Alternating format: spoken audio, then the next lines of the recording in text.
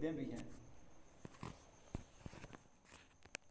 ایک دن شاید عرض کیا تھا کہ شیطان یہ نہیں چاہتا کہ آپ سب سے پہلے، یا اس کا یہ قطعاً کام نہیں کہ وہ سب سے پہلے آ کے یہ حملہ کرے کہ فریض چھڑا دے. ایسا ہرگز نہیں ہوتا، بلکہ سب سے پہلے وہ کوشش کرتا ہے کہ تاکہ نوافل جو ہے نا آہستہ آہستہ چھڑائے جائیں، اور ذہن میں یہ خیال ڈالا جائے کہ دیکھیں چونکہ یہ نفل ہی ہیں تو ان کو چھوڑنے کا کوئی وعید نہیں ہے، گناہ نہیں ہے، آپ چھوڑ دیں. پھر وہ نوافل چھوڑنے کے بعد آدمی اس نتیجے پہ پہنچتا ہے کہ وہ بیچارہ کبھی کبھی جو ہے نا سنتیں بھی چھوڑنے لگ جاتا ہے. پھر وہ ذہن میں شیطان وسوسہ ڈالتا ہے، دیکھیں جی یہ سنتے ہیں، کوئی نہیں، نبی پاک علیہ الصلوۃ والتسلیم کی سنتے ہیں، اللہ معاف کرے گا، فرض تو نہیں ہے. پھر اس سے آگے والا شیطان کا جو حملہ ہوتا ہے وہ ہوتا ہے کہ کیوں نہ ہو، چلو آج سنتے پہلے، چلو آج جماعت سے نماز رہ گئی، خیر ہے، ایسے ہی پڑھ لیتے ہیں. پھر وہ سٹیپ آتا ہے کہ آدمی فرائض سے بھی ہاتھ دھو کے بیٹھ جاتا ہے. اصل مطلب کیا تھا کہ جو ایک ترتیب دی گئی تھی کہ نوافل حفاظت کرتے ہیں سنتوں کی، اور پھر سنتے جو ہے وہ فرائض کی، تاکہ فرائض سے پہلے عبادات جو ہے نا وہ آدمی کرے، تاکہ آدمی کے جسم کے اندر جو عبادت کا ایک حصہ ہے مکمل طور پہ کنسپٹ وہ بیٹھ جائے کہ میں نے بالفرض زور ہے تو اس کی میں نے 12 رکعتیں ہی پڑھنی ہیں. اب جب فوراً آدمی 4 پہ آئے گا، 12 سے 4 پہ، تو اسے ہوگا ٹھیک ہے یار آج نہیں ٹائم مل رہا، چلو آج نہیں پڑھتا کل پڑھ لوں گا یا قضا پڑھ لوں گا. یہ مختلف معاملات ہوتے ہیں.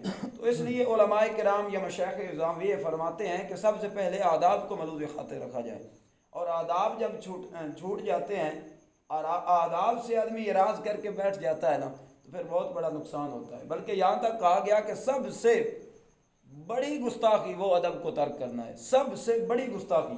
البتہ بعض اوقات فرما دیا جاتا ہے کسی چیز کی زجر و توبیخ کے لیے، لیکن ایک نتیجہ جو علماء نے نکالا وہ بڑا پیارا ہے. وہ کہتے ہیں سب سے بڑی گستاخی بے ادبی ہے.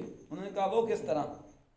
کہا دیکھیں نا اللہ تعالیٰ نے ارشاد فرمایا کہ آدم علیہ السلام کو سجدہ کرو. اب اللہ کا حکم تھا لیکن شیطان نے بے ادبی کی. شیطان نے کہا کہ میں نہیں سجدہ کرتا. ابا واستکبر وکان من الکافرین، اس نے انکار کیا، اس نے کہا میں نہیں کرتا. تو اللہ کی ذات کی بے ادبی کی.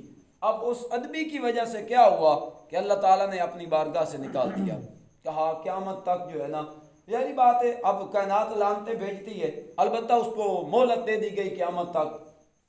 تو اب دیکھیں ایک ادبی کی وجہ، بے ادبی کی وجہ سے، بلکہ یہاں تک آتا ہے کہ حضرت موسیٰ علیہ السلام تشریف لے کر جا رہے تھے کوہ طور پر ملاقات کے لیے، تو ملاقات شیطان سے ہوئی. تو شیطان نے کہا کہ آپ چونکہ اللہ کے ساتھ ہم کلام ہوتے ہیں تو میری کوئی بخشش کی راہ نکالیے گا، پوچھئے گا اگر کوئی نکل آئے. تو مشائخ اعظام فرماتے ہیں کہ اب اللہ تعالیٰ نے ارشاد فرمایا، جب یہ مدعا پیش کیا گیا تو اللہ نے فرمایا کہ اسے کہنا کہ آدم علیہ السلام کی قبر کو سجدہ کر دے. تو وہ شیطان کہنے لگا میں نے ان کی حقیقی جسم کو سجدہ نہیں کیا تھا، اب قبر کو کس طرح سجدہ کروں؟ مطلب وہ جو تقدیر میں لکھا تھا یا جو وہ بے ادبی کی وجہ سے دھرکارا گیا تھا وہ اسی طرح ہی دھرکار اس پہ پھٹک رہی ہے. تو بے ادبی سے بچنا چاہیے. یہ ابو القاسم قشیری رحمۃ اللہ تعالیٰ علیہ حضور داتا صاحب کے استاد بھی تھے. یہ فرماتے ہیں کہ توحید واجب کرنے والی ہے ایمان کو، یہ ایمان کو واجب کرتی ہے. توحید جو ہے یہ ایمان کو واجب کرتی ہے. بات اینڈ پہ جا کے سمجھ آئے گی، تھوڑی سی ہے مشکل.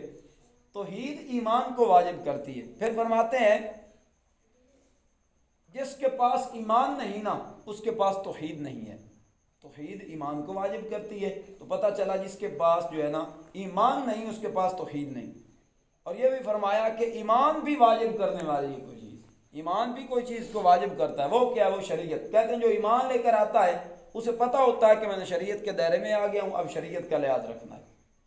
اب جو شریعت جو ہے نا یہ بھی آگے واجب کرنے والی ہے. اور فرماتے ہیں کہ یہ واجب کرتی ہے ادب کو، شریعت سے یہ واجب کرتی ہے ادب کو.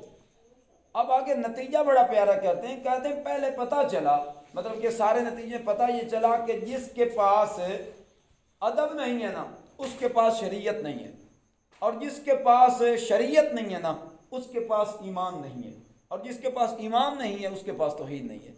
اب صرف ادب کی وجہ سے ادب کا ترک کرنا شریعت کا ترک کرنا ہے، اور جب شریعت تک پہنچے گے پھر مسئلہ بن جائے گا ایمان کا، اور جب ایمان چلا گیا پھر توحید کہاں رہے گی۔ تو ایک ادب کی فضائل اور مناقب میں یہ کہا جاتا ہے کہ گویا کہ یہ ایک روح ہے۔ جب آدمی آداب کا لحاظ رکھ کے مختلف عبادات کو بجا لاتا ہے تو پھر شیطان چیختا اور پکارتا ہے کہ میں فرائض واجبات تک کس طرح جاؤں، یہ تو آداب کا اتنا خیال رکھ رہا ہے۔ تو اس لیے ہمیں چاہیے کہ ہر لمحے کی آداب کا خیال رکھے۔ یہ آج کل مختلف لوگ جو بھٹک جاتے ہیں ان کی مین وجہ یہ ہے کہ جب وہ آداب سے اراض کرتے ہیں، ہمارا جو کنسپٹ ہمیں دیا گیا ہے وہ یہ دیا گیا ہے کہ ہم اللہ کو بھی مانیں اور اللہ کی بھی مانیں۔ اب اللہ کو حقیقی ماننے والا وہی ہے نا کہ جو اللہ کی مانے گا۔ اب اللہ انبیاء کی تعظیم کا حکم دے تو پھر بھی سرخم وَتُعَزِّرُوهُ وَتُوَقِّرُوهُ، اولیاء کی تعظیم کا حکم دے پھر بھی سرخم، علماء کی تعظیم کا حکم دے پھر بھی سرخم، والدین کی تعظیم کا حکم دے پھر بھی سرخم۔ جب آداب بجا لائیں گے، اللہ کی مانیں گے تو ظاہری بات ہے پھر پتہ چلے گا کہ واقعہ یہ اللہ کی مانتے ہیں، گویا کہ یہ اللہ کو مانتے ہیں۔ اللہ کو بھی ماننا ہے، اللہ کی بات بھی ماننی ہے، اور پھر ہر لمحے آداب کا خیال رکھنا ہے۔ اللہ تعالی ہم سب کو آداب کا خیال رکھتے ہوئے زندگی بسر کرے۔